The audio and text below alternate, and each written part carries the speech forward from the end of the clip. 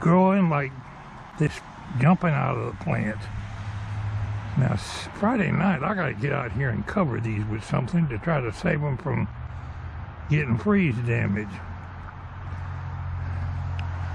I suppose a big garbage bag would fit over these smaller ones, but I need something bigger to put over that. Maybe a tarpaulin or some sheet plastic or something, just to try to save it from any freeze damage.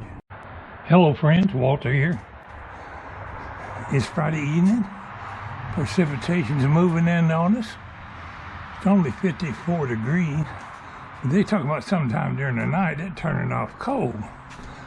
So, for better or worse, I got my hydrangeas covered up. Hope I got enough rocks on there to hold it down. Probably not if we get a big wind. But I stuck up flower trellises and stuff around there to keep from squashing the plant.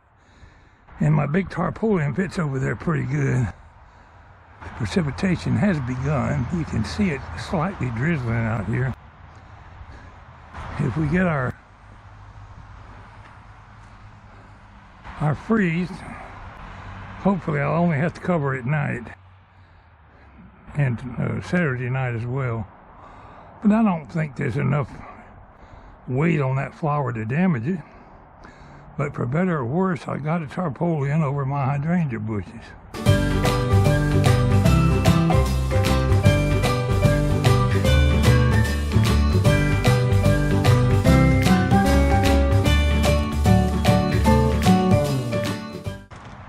If we get a big wind, it's liable to need more rocks around there, but I put what I had.